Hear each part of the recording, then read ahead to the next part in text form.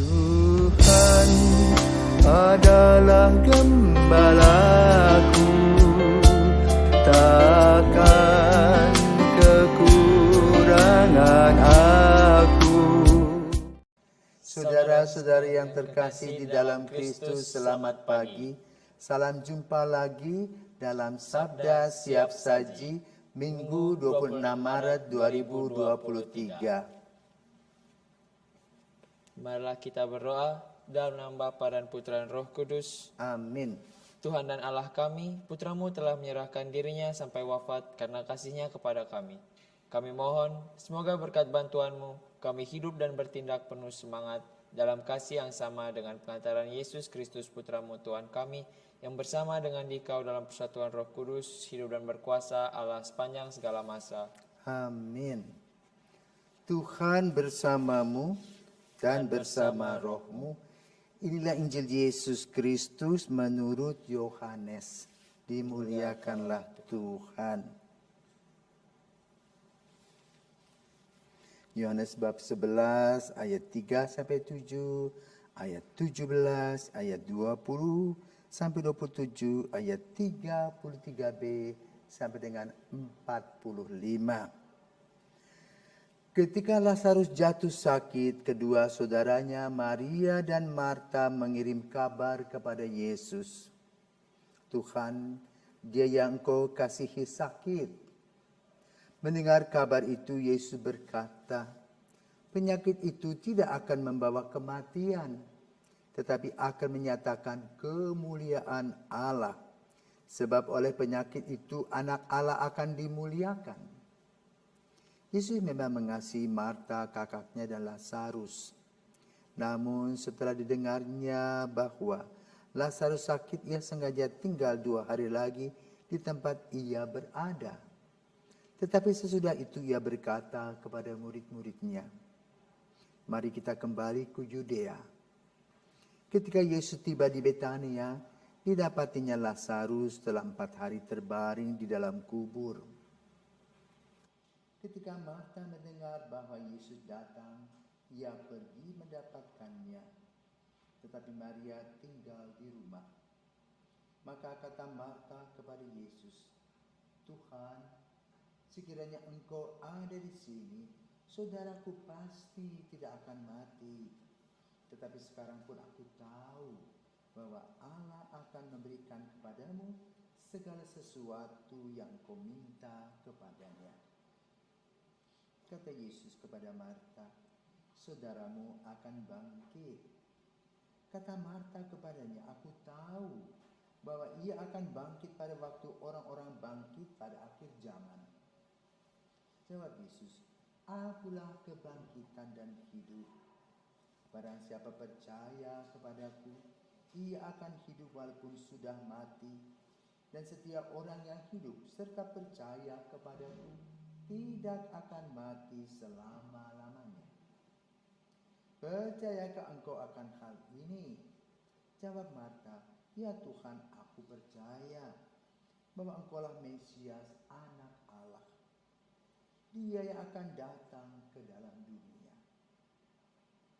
Kemudian ketika melihat Maria menangis, Yesus sangat terharu dan berkata, di manakah dia kamu baringkan?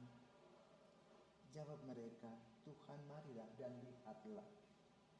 Maka menangislah Yesus. Kata orang-orang Yahudi, lihatlah betapa besar kasih-Nya kepadanya. Tetapi beberapa orang di antaranya berkata, ia yang memelihara mata orang buta, tidak mampukah ia bertindak sehingga orang ini tidak mati? Semakin masuklah hati Yesus, lalu ia pergi ke kubur itu. Kubur itu adalah sebuah gua yang ditutup dengan batu. Kata Yesus, angkatlah batu itu. Marta, saudari orang yang meninggal itu, berkata kepada Yesus, Tuhan, ia sudah berbau, sebab sudah 4 hari ia mati. Jawab Yesus, bukankah sudah kukatakan kepadamu, jikalau engkau percaya, engkau akan melihat kemuliaan Allah? Maka mereka mengangkat batu itu. Lalu Yesus menengadah ke atas dan berkata, Bapa, aku mengucap syukur kepadamu karena Engkau telah mendengarkan aku. Tetapi oleh karena orang banyak yang berdiri mengelilingi aku ini, aku mengatakannya supaya mereka percaya bahwa Engkaulah yang telah mengutus aku. Sesudah berkata demikian, berserulah ia dengan suara keras, Lazarus, marilah keluar. Orang yang telah mati itu datang keluar. Kaki dan tangannya masih terikat dengan kain kafan, dan mukanya tertutup dengan kain peluh. Kata Yesus kepada mereka, bukalah kain-kain itu dan biarkan ia pergi. Banyak di antara orang-orang Yahudi yang datang melawat Maria dan yang menyaksikan sendiri apa yang telah dibuat Yesus, percaya kepadanya. Demikianlah sabda Tuhan. Terpujilah Kristus. Romo, pada hari ini kan kita telah bersama-sama mendengar tentang kisah Lazarus yang dibangkitkan. Nah, kira-kira nih Romo, apa pesan untuk orang-orang di zaman sekarang dari kisah Lazarus yang dibangkitkan ini? Terima kasih Yuda. Yuda pernah bertemu dengan orang meninggal? Pernah maksudnya melayat begitu? Apa suasana yang terjadi di lingkungannya? Kayak hening-hening sedih. Hening-hening sedih. Lalu, apa yang kamu buat ketika kamu melayat? Biasanya datang terus lihat mayatnya, terus berdoa, terus biasanya menyapa keluarga yang sedang berduka. Oke, terima kasih. Jadi itu etika ya. Ketika kita berkunjung ke rumah orang yang berduka cita, kita juga mengucapkan salam duka. Demikian pula dialami oleh Yesus. Ya. Yesus itu mempunyai teman Lazarus, Maria dan Marta. Siapakah mereka? 3 serangkai itu. Rupa-rupanya Lazarus adalah orang yang berpunya, yang juga menjadi murid-murid Yesus secara informal.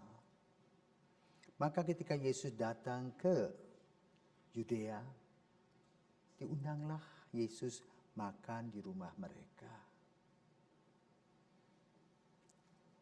Bahkan banyak orang yang juga mengunjungi rumah mereka. Dengan kata lain, mereka cukup familiar.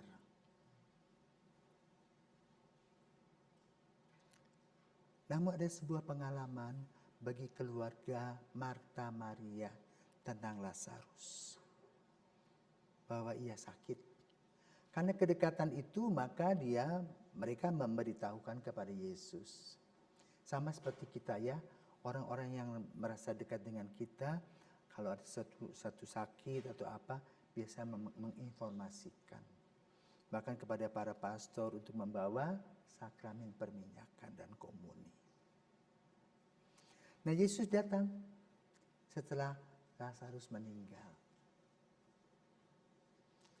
Memang di dalam informasi yang kita dapatkan tadi, setelah Yesus mendengar berita tentang Lazarus sakit, Yesus masih berkarya. Dan dia katakan apa? Bahwa pengalaman Lazarus itu akan memuliakan Tuhan. Ketika Yesus sudah beres dengan tugasnya, dia melayat. Dan di sana terjadi dialog antara Marta dengan Yesus.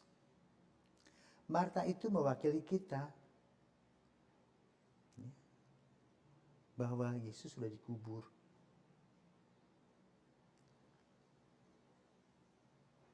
Dan Yesus minta supaya melihat dia. Lalu Marta mengatakan, sudah bau busuk. Wajar toh secara jasmani. Ya, karena itu proses pembusukan. Karena meninggal berarti organ-organ tubuh itu tidak lagi menyatu, tetapi memecah belah sendiri. Dan terjadilah proses pembusukan secara jasmani. Namun di tengah-tengah perjumpaan itu terjadilah dialog. Yesus mengajak para pemirsa dan kita semua tidak hanya berpikir semata-mata jasmani, tetapi juga berpikir secara rohani. Maka kita mendengar dari perjumpaan itu kata-kata, apakah kamu percaya bahwa dia akan bangkit? Dan Yesus menambahkan, akulah kebangkitan dan hidup. Barang siapa yang percaya kepadaku, dia tidak akan mati, tetapi akan hidup selama-lamanya. Lalu Marta jawab apa? Percaya, mewakili orang beriman. Jadi dalam konteks Injil pada hari ini, ingin disampaikan bahwa meninggal secara jasmani adalah bagian dari kehidupan kita. Tetapi kematian jasmani tadi tidak menghentikan kehidupan kita. Kenapa? Karena kita adalah citra Allah.